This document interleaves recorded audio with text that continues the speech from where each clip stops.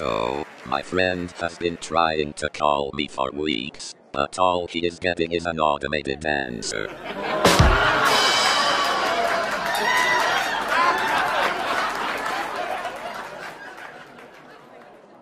I had a heart attack earlier this year. The ambulance took me to PC World for repairs.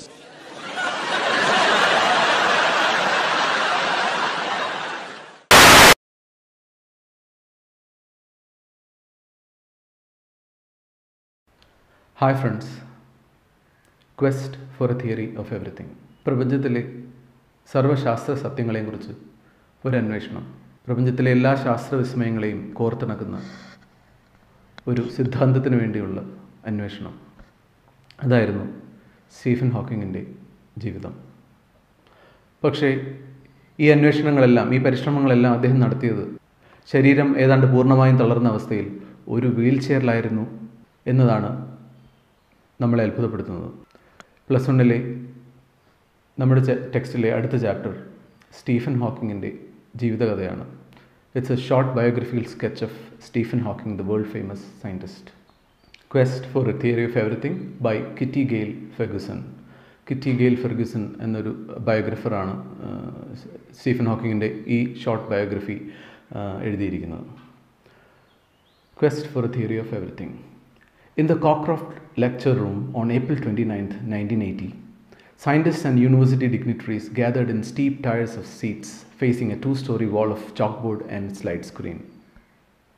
1980 ഒരുപാട് സയൻറ്റിസ്റ്റുകളും university ഡിഗ്നിറ്ററീസും വിശിഷ്ട വ്യക്തികളും അടങ്ങുന്ന ഒരു വലിയ ലെക്ചർ ഹാളിൽ കേംബ്രിഡ്ജ് യൂണിവേഴ്സിറ്റിയിലെ, UK-യിലെ, ഇംഗ്ലണ്ടിലെ കേംബ്രിഡ്ജ് യൂണിവേഴ്സിറ്റിയിലെ ലോകപ്രശസ്തമായ ഒരു സർവകലാശാലയാണ് കോക്ക്രോഫ്റ്റ് ലെക്ചർ ഹാളിൽ 1980 ഒരുപാട് സയൻറ്റിസ്റ്റുകളുടെയും ആ യൂണിവേഴ്സിറ്റിയിലെ ഒരുപാട് വിശിഷ്ട വ്യക്തികളുടെയും മുന്നിൽ ഒരാൾ ഒരു പേപ്പർ അവതരിപ്പിക്കാൻ പോവുകയാണ്. 2 നിലയോളം വരുന്ന ഒരു ചോക്ക് ബോർഡിൻ്റെയും സ്ലൈഡ് സ്ക്രീനിൻ്റെയും, ഈ സ്ലൈഡ് ഡിസ്പ്ലേ ചെയ്യുന്ന സ്ക്രീനാണ് സ്ലൈഡ് സ്ക്രീൻ, പിന്നെ അവിടെ ഒരു ചോക്ക് ബോർഡും ഉണ്ട്. അതിൻ്റെയും മുന്നിൽ ഒരാൾ വരികയാണ്. The occasion was the inaugural lecture by the new Lucasian professor of mathematics, the 38-year-old mathematician and physicist Stephen Hawking. അവിടെ സംസാരിക്കാൻ പോകുന്നത് മറ്റാരുമല്ല, 38 വയസ്സുള്ള സ്റ്റീഫൻ ഹോക്കിംഗ് ആണ്. 1980 സംഭവമാണത്. അദ്ദേഹം കേംബ്രിഡ്ജ് യൂണിവേഴ്സിറ്റിയിലെ ലൊക്കേഷൻ പ്രൊഫസർ ഓഫ് മാത്തമാറ്റിക്സായി ചാർജ് എടുത്ത് ആദ്യമായി നടത്തുന്ന സംഭാഷണം. ആ സംഭാഷണത്തിലേക്ക് കൂട്ടിക്കൊണ്ടുപോയിട്ടാണ് ഈ ചാപ്റ്റർ, അദ്ദേഹത്തിൻ്റെ ഈ ജീവചരിത്രക്കുറിപ്പ് തുടങ്ങുന്നത്. The title of the lecture was a question: is the end in sight for theoretical physics? Theoretical ഫിസിക്സിൻ്റെ അവസാനമാകാറായോ എന്ന് ചോദിച്ചുകൊണ്ടാണ് അദ്ദേഹത്തിൻ്റെ ലെക്ചറിലേക്ക് നമ്മുടെ ശ്രദ്ധയെ ക്ഷണിച്ചത്. ലെക്ചറിൻ്റെ ടൈറ്റിൽ അതായിരുന്നു, is the end in sight? Theoretical ഫിസിക്സിൻ്റെ അവസാനം കാണാറായോ? തിയററ്റിക്കൽ ഫിസിക്സ് നമുക്കറിയാം, ഫിസിക്സിൻ്റെ ഊർജ്ജതന്ത്രത്തിൻ്റെ ശാസ്ത്ര രഹസ്യങ്ങളുടെയൊക്കെ പ്രപഞ്ചത്തിൽ ഒരുപാട് സത്യങ്ങൾ, ബ്ലാക്ക് ഹോളുകൾ, നക്ഷത്രവ്യൂഹങ്ങൾ ഒക്കെ അടങ്ങുന്ന പ്രപഞ്ചത്തിൻ്റെ നമ്മൾ അന്വേഷിച്ചുകൊണ്ടിരിക്കുന്ന നിഗൂഢമായ രഹസ്യങ്ങളിലേക്ക് ഭൂമിയിലിരുന്നു കൊണ്ട് ഒബ്സർവേഷനുകളിലൂടെ ഒരു എത്തിനോട്ടം നടത്താൻ കഴിയുന്ന ഒരു സഹായിക്കുന്ന ഒരു ശാസ്ത്രശാഖയാണ് തിയററ്റിക്കൽ ഫിസിക്സ്. അത് പ്യൂർലി തിയററ്റിക്കലാണ്. തിയററ്റിക്കൽ ഫിസിക്സ് അവസാനിക്കുക എന്ന് പറഞ്ഞാൽ ഫിസിക്സിലെ എല്ലാ ചോദ്യങ്ങൾക്കും, അല്ലെങ്കിൽ ശാസ്ത്രത്തിലെ എല്ലാ ചോദ്യങ്ങൾക്കും ഉത്തരം കണ്ടെത്തി കഴിഞ്ഞു എന്നാണ്. ആ ചോദ്യമാണ് അദ്ദേഹം ഈ കാണികളോട് ചോദിക്കുന്നത്. Is the end in sight? Theoretical physics ഒരു ശാസ്ത്രശാഖ എന്ന നിലയിൽ അവസാനിക്കാറായോ? If theoretical physics ends, then the scientists of the world would have discovered all the answers to all the questions and mysteries of the world, of the universe. അപ്പോൾ അങ്ങനെ ഒരു ഞെട്ടിക്കുന്ന ചോദ്യത്തോടു കൂടിയാണ് അദ്ദേഹം ലെക്ചർ തുടങ്ങുന്നത്. His answer was, he thought it was, he startled his audience. അവിടെ ചുറ്റും അദ്ദേഹത്തിൻ്റെ ലെക്ചർ കേൾക്കാനെത്തിയ ഓഡിയൻസിന് മുന്നിൽ അദ്ദേഹം നടത്തിയ പ്രഖ്യാപനം he thought it was going to end എന്നായിരുന്നു. അദ്ദേഹത്തിൻ്റെ അഭിപ്രായത്തിൽ തിയററ്റിക്കൽ ഫിസിക്സ് അവസാനിക്കാറായി എന്ന് പ്രഖ്യാപിച്ചുകൊണ്ടാണ് അദ്ദേഹത്തിൻ്റെ സംഭാഷണം തുടങ്ങുന്നത്. he invited them, അദ്ദേഹം അവരെ ക്ഷണിച്ചത് to join him in a sensational escape, ഒരു അഡ്വഞ്ചറസ് ജേണിക്ക് പോകാം എന്ന് പറഞ്ഞുകൊണ്ട് ആ ഒരു ശൈലിയിലാണ് അദ്ദേഹം ആ പ്രസംഗം തുടർന്നത്. ത്രൂ ടൈം ആൻഡ് സ്പേസ്, കാലത്തിലൂടെയും സ്ഥലത്തിലൂടെയും ഒരു യാത്ര, പ്രപഞ്ചത്തിൻ്റെ കോണുകളിലേക്ക്. To find the holy grail of science, സയൻസിൻ്റെ ഹോളി ഗ്രെയിൽ, വിശുദ്ധ പാനപാത്രം. എന്താണ് സയൻസിൻ്റെ holy grail? The holy grail of science is a theory of everything. പ്രപഞ്ചത്തിലെ എല്ലാ മിസ്റ്ററികളെയും എക്സ്പ്ലെയിൻ ചെയ്യാൻ കഴിയുന്ന ഒരു യൂണിഫൈഡ് തിയറിക്കാണ് ഹോളി ഗ്രെയിൽ ഓഫ് സയൻസ് എന്ന് പറയുന്നത്. സത്യത്തിൽ ഹോളി ഗ്രെയിൽ എന്ന് പറഞ്ഞാൽ യേശു അദ്ദേഹത്തിൻ്റെ ലാസ്റ്റ് സപ്പറിന് വീഞ്ഞ് പകർന്നു കൊടുക്കാൻ ഉപയോഗിച്ച പാനപാത്രമാണ് ഹോളി ഗ്രെയിൽ. അങ്ങനെ ഒരു പാനപാത്രം ലോകത്തെവിടെയോ ഇപ്പോഴും സൂക്ഷിച്ചു വെച്ചിട്ടുണ്ട് എന്നൊരു വിശ്വാസവും അതിനെ ചുറ്റിപ്പറ്റിയുള്ള നിഗൂഢമായ കുറേ അന്വേഷണങ്ങളൊക്കെയാണ് ഹോളി ഗ്രെയിൽ അതൊരു മിത്താണ്. ആരും ശാസ്ത്രീയമായും തെളിയിച്ചിട്ടില്ലെങ്കിലും പലപ്പോഴും ഒരുപാട് നൂറ്റാണ്ടുകളിലൂടെ മനുഷ്യൻ്റെ ഒരു വലിയ മിസ്റ്ററിയായി തുടരുന്ന ഒരു സംഭവമാണ് ഈ ഹോളി ഗ്രെയിൽ. യേശു ഉപയോഗിച്ച ഒരു വിശുദ്ധ പാനപാത്രം ലോകത്തെവിടെയോ ഇപ്പോഴും ഉണ്ടെന്നും അതിന് മാജിക്കൽ പവേഴ്സ് ഉണ്ടെന്നും അത് കണ്ടെത്താനുള്ള അന്വേഷണമൊക്കെ ഒരുപാട് നൂറ്റാണ്ടുകളായി, അതായത് കഴിഞ്ഞ 20 നൂറ്റാണ്ടുകളായി 2000 വർഷങ്ങളായി ലോകത്തിൻ്റെ ശ്രദ്ധയാകർഷിക്കുന്ന ഒരു മിസ്റ്ററിയാണ് ഹോളി ഗ്രെയിൽ. അതുപോലെ ശാസ്ത്രജ്ഞർ കഴിഞ്ഞ ഏതാനും നൂറ്റാണ്ടുകളായി അന്വേഷിച്ചുകൊണ്ടിരിക്കുന്ന ഒരു വലിയ യൂണിഫൈഡ് തിയറിയാണ്, ലോകത്തിലെ എല്ലാ നിഗൂഢതകളെയും ചുരുളഴിക്കാൻ കഴിയുന്ന ഒരു സിംഗുലർ തിയറിയാണ് തിയറി ഓഫ് എവറിത്തിങ്. അപ്പം അതാണ് സയൻസിൻ്റെ ഹോളി ഗ്രെയിൽ. ലോകത്തിലെ എല്ലാ സയൻറ്റിസ്റ്റുകളും അന്വേഷിക്കുന്ന വിശുദ്ധ പാനപാത്രം, അല്ലെങ്കിൽ അവരുടെ ഏറ്റവും വലിയ സ്വപ്നം അതാണ്. പ്രപഞ്ചത്തിലെ എല്ലാ ശാസ്ത്ര സത്യങ്ങൾക്കും എക്സ്പ്ലനേഷൻ നൽകാൻ കഴിയുന്ന ഒരു തിയറി.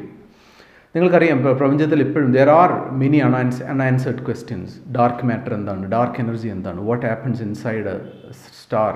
അതൊക്കെ തിയററ്റിക്കലായിട്ട് ഭൂമിയിലിരുന്നു കൊണ്ട് പരീക്ഷണ നിരീക്ഷണങ്ങളിലൂടെ നമ്മൾ നടത്തുന്ന എക്സ്പെരിമെൻറ്റിൽ നിന്നൊക്കെ തെളിഞ്ഞു വരുന്ന ചില ഗസ് വർക്കുകൾ മാത്രമാണ്, ചില സർമൈസസ് മാത്രമാണ് ഈ ലോകത്തിലെ ശാസ്ത്രജ്ഞർക്ക് ഇപ്പോഴും അത്തരം ചോദ്യങ്ങളെക്കുറിച്ചൊക്കെ ഉള്ളത്. അപ്പോൾ അതിനെല്ലാം വിശദീകരിക്കുന്ന ഒരു യൂണിഫൈഡ് തിയറിക്ക് വേണ്ടിയുള്ള അന്വേഷണമാണ് ഈ സ്റ്റീഫൻ ഹോക്കിംഗ് നടത്തുന്നത്. അദ്ദേഹം അവിടെ പ്രഖ്യാപിച്ചത് അത് അങ്ങനെ ഒരു അന്വേഷണം അവസാനിക്കാറായി എന്നൊക്കെയാണ്. The theory that explains the universe and everything that happens in it. പ്രപഞ്ചത്തിൽ നടക്കുന്ന എല്ലാ പ്രതിഭാസങ്ങളെയും എക്സ്പ്ലെയിൻ ചെയ്യാൻ പറ്റുന്ന ഒരു തിയറി, അതിനുവേണ്ടിയാണ് അദ്ദേഹത്തിൻ്റെ അന്വേഷണം. Stephen Hawking sat silently in a wheelchair while one of his students read his lecture to the assembled company. പക്ഷേ അദ്ദേഹം നിശബ്ദനായി വേദിയുടെ ഒരു മൂലയ്ക്കിരുന്നതേ ഉള്ളൂ.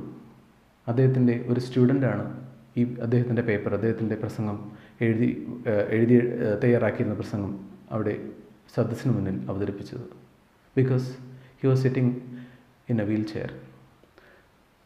Judged by appearance alone, appearance മാത്രം കൊണ്ട് ജഡ്ജ് ചെയ്താൽ, കാഴ്ച കൊണ്ട് മാത്രം ജഡ്ജ് ചെയ്താൽ, Hawking didn't seem a promising choice to lead in a adventure.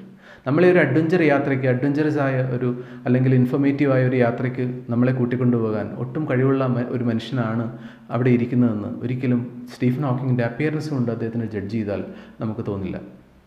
Appearances are always deceptive. കാഴ്ച കൊണ്ട് നമുക്ക് ആരെയും ജഡ്ജ് ചെയ്യാൻ പറ്റില്ല.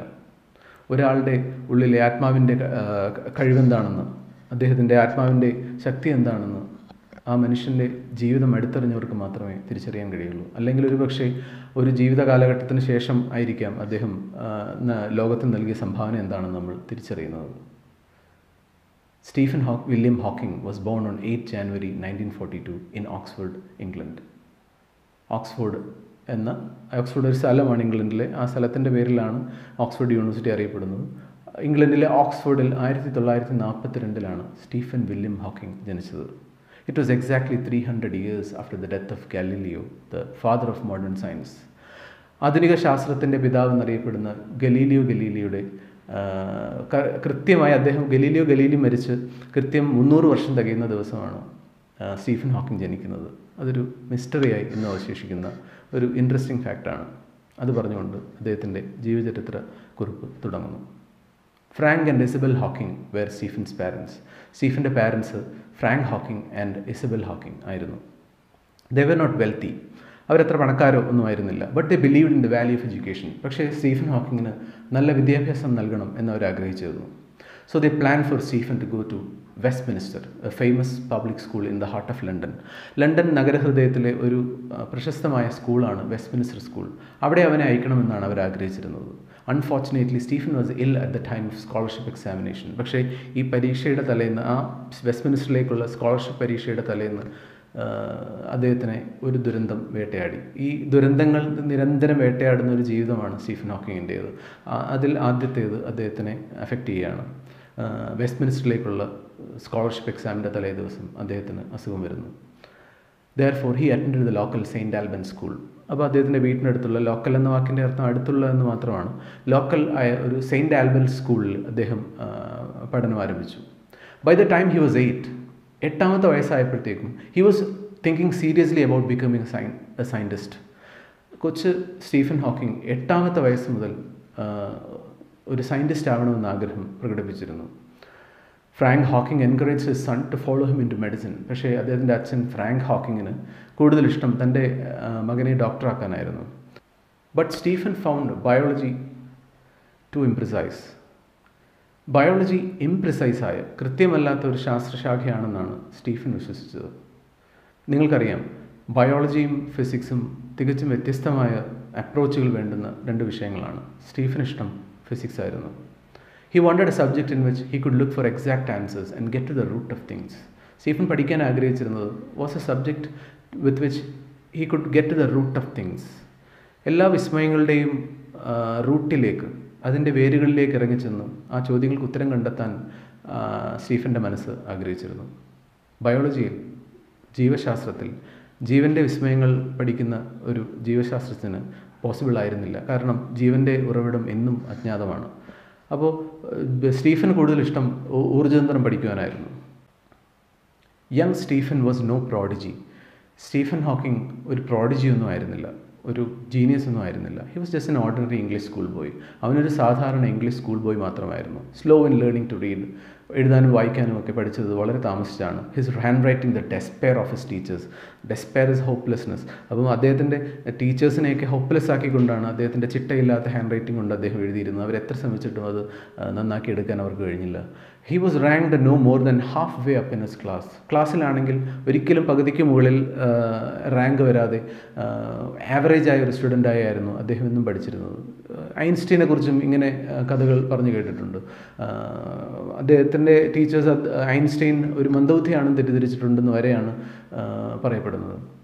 അപ്പോൾ അതുപോലെ സ്റ്റീഫനും ഒരു വളരെ സാധാരണ, വളരെ ഒരു ആവറേജായ ഒരു വിദ്യാർത്ഥിയെ മാത്രമായിരുന്നു. പിൽക്കാലത്ത് അദ്ദേഹം ആരോടോ അദ്ദേഹത്തിൻ്റെ സ്വന്തം വിദ്യാഭ്യാസ കാലഘട്ടത്തെക്കുറിച്ച് പറഞ്ഞത്, ഇൻ ഹിസ് ഓൺ ഡിഫെൻസ്, അദ്ദേഹം സ്വയം ഡിഫെൻഡ് ചെയ്തുകൊണ്ട് അദ്ദേഹം പറഞ്ഞത്, it was A very bright class എന്നാണ്.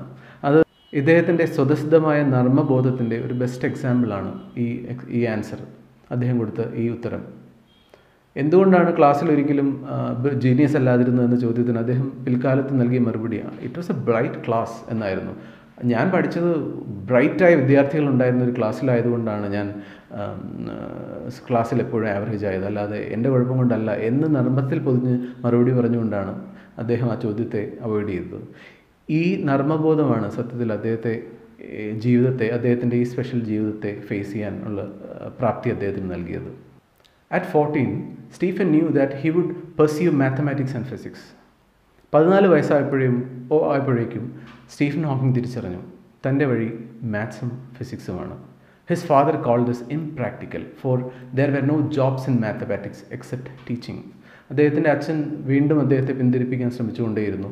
കാരണം അദ്ദേഹത്തിന് തോന്നി ഒരിക്കലും മാത്സ് പഠിച്ച ഒരാൾക്ക് ഒരു നല്ല ജോലി ലഭിക്കില്ല എന്ന്. അങ്ങനത്തെ ഒരു കാലഘട്ടമായിരുന്നു. കാരണം ടീച്ചിങ് ജോബിനല്ലാതെ മാത്സും ഫിസിക്സും പഠിച്ചാൽ പ്രാക്ടിക്കലി ഒരു ജോലി സമ്പാദിക്കുന്നത് ബുദ്ധിമുട്ടായിരുന്നു. He wanted his son to attend his own college. രണ്ടാമത്തെ കാരണം, സ്റ്റീഫൻ ഹോക്കിങ്ങിൻ്റെ അച്ഛൻ്റെ അതേ കോളേജിൽ തന്നെ മകനും പഠിക്കണമെന്ന് അദ്ദേഹം ആഗ്രഹിച്ചിരുന്നു. And Oxford offered no mathematics. Oxford യൂണിവേഴ്സിറ്റിയിലാണെങ്കിൽ മാത്സ് കോഴ്സ് ഇല്ലായിരുന്നു.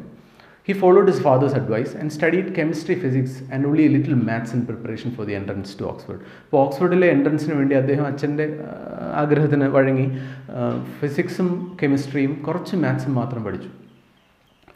He did well in physics and the interview was brilliantly accepted. അദ്ദേഹത്തിൻ്റെ ഇൻ്റർവ്യൂവിലൊക്കെ അദ്ദേഹം ചോദിച്ച ചോദ്യങ്ങൾക്ക് മറുപടി പറയുകയും അദ്ദേഹം ഫിസിക്സിൽ ഒരു ബെറ്റർ ദാൻ ആവറേജ് പഠനവും പ്രിപ്പറേഷനൊക്കെ നടത്തുകയൊക്കെ ചെയ്തു. ഓക്സ്ഫോർഡിൽ അദ്ദേഹം പഠനത്തിന് ചേർന്നു. In 1959, at the age of 17, Hawking went to Oxford to study natural science and to specialize in physics. 1959 17ാമത്തെ വയസ്സിൽ സ്റ്റീഫൻ ഹോക്കിംഗ് ഓക്സ്ഫോർഡിൽ പഠനത്തിന് ചേർന്നു. അദ്ദേഹം സ്പെഷ്യലൈസ് ചെയ്യാൻ തിരഞ്ഞെടുത്തത് ഫിസിക്സ് ആണ്. അവർക്ക് അദ്ദേഹം പഠിക്കാൻ ആഗ്രഹിച്ചത് മാത്സ് ആണ്. But as Oxford University did not offer maths as a course, he decided to join physics. He joined University College London. ഓക്സ്ഫോർഡിലെ യൂണിവേഴ്സിറ്റി കോളേജിലാണ് അദ്ദേഹം പഠനത്തിന് ചേർന്നത്. His father's college and the oldest at Oxford, founded in 1249 AD. 13ാം നൂറ്റാണ്ടിൽ അല്ലേ, 1249 Oxford university സ്ഥാപിതമായത്. ലോകത്തിലെ തന്നെ ഏറ്റവും പഴക്കമുള്ള യൂണിവേഴ്സിറ്റികളിലൊന്നാണ് ഓക്സ്ഫോർഡും കേംബ്രിഡ്ജും ഒക്കെ. അപ്പം അത്രയും പാരമ്പര്യമുള്ള ഒരു സ്ഥലത്തേക്കാണ് സ്റ്റീഫൻ ഹോക്കിംഗ് ചെല്ലുന്നത്. Nevertheless, for about a year and a half, Hawking was lonely and bored. Nevertheless, എന്നിരുന്നാലും, for about a year and a half, ഏതാണ്ട് 1.5 വർഷത്തോളം, Hawking was lonely and bored in the campus. എന്തുകൊണ്ടോ ഹോക്കിങ്ങിന് ക്യാമ്പസിലെ സാഹചര്യങ്ങളുമായി പൊരുത്തപ്പെടാൻ കഴിഞ്ഞില്ല ആദ്യത്തെ 1.5 വർഷം. He was not inspired to relieve his boredom by exerting himself academically. എന്നാൽ ബോറടി മാറ്റാൻ അക്കാഡമിക്കായ കാര്യങ്ങളിലേക്ക് ശ്രദ്ധ കേന്ദ്രീകരിക്കാനോ, എക്സേർട്ട് ഹിംസെൽഫ് അക്കാഡമിക്കലി എന്നാണ് അദ്ദേഹത്തിൻ്റെ ഊർജ്ജമൊക്കെ അക്കാഡമിക്കലി പഠന കാര്യങ്ങളിൽ ചെലവഴിച്ചുകൊണ്ട് ബോറടി മാറ്റാനൊന്നും അദ്ദേഹത്തിന് കഴിഞ്ഞതുമില്ല. അത്രയും ഇൻസ്പയർഡ് ആയിരുന്നില്ല അദ്ദേഹം എന്ന്. But halfway through his second year, 2ാം വർഷം പകുതിയായപ്പോഴേക്കും ഹി ബിഗൻ എൻജോയിങ് ഓക്സ്ഫോർഡ്. 1.5 വർഷം എടുത്തു പുതിയ സാഹചര്യമായിട്ടൊക്കെ അദ്ദേഹത്തിന് പൊരുത്തപ്പെടാൻ. He became very popular and well accepted among his peers. അദ്ദേഹത്തിൻ്റെ പിയേഴ്സ്, സമന്മാരുമായി, അദ്ദേഹത്തിൻ്റെ സുഹൃത്തുക്കളുമായിട്ടൊക്കെ അക്സെപ്റ്റഡ് ആകാനും പുതിയ സാഹചര്യങ്ങളുമായിട്ടൊക്കെ ഇഴുകിച്ചേരാനും ഒക്കെ തുടങ്ങി. They remember him as lively, buoyant and adaptable. ആ കാലഘട്ടത്തിലെ അദ്ദേഹത്തിൻ്റെ സ്വഭാവ സവിശേഷതയായിട്ടൊക്കെ പിൽക്കാലത്ത് ഒരു പക്ഷേ അദ്ദേഹത്തിൻ്റെ സുഹൃത്തുക്കളൊക്കെ ഓർക്കുന്നത്, ഹി വാസ് വെരി ലൈവ്ലി, വളരെ ഊർജ്ജസ്വലനായ, ബോയൻ്റായ, എപ്പോഴും വളരെ ഹാപ്പിയായി പോസിറ്റീവായി നടക്കുന്ന, അഡാപ്റ്റബിളായ, എല്ലാ സാഹചര്യത്തോടും ഇണങ്ങിച്ചേരാനൊക്കെ കഴിവുള്ള ഒരു വിദ്യാർത്ഥിയായിട്ടാണ് അദ്ദേഹം അറിയപ്പെടുന്നത്, പിൽക്കാലത്ത് അറിയപ്പെട്ടത്. He war his hair long, മുടിയൊക്കെ നീട്ടി വളർത്തി. വാസ് ഫേമസ് ഫോർ ഹിസ് വിറ്റ്, അദ്ദേഹത്തിൻ്റെ ബുദ്ധിപരം അല്ലേ, കൂർമ്മ ബുദ്ധിയോടെയുള്ള മറുപടികൾക്കും നർമ്മത്തിൽ ചാലിച്ച അദ്ദേഹത്തിൻ്റെ മറുപടികൾക്കും ഒക്കെ അദ്ദേഹം ഫേമസ് ആവാൻ തുടങ്ങിയത് ഈ കാലഘട്ടത്തിലാണ്.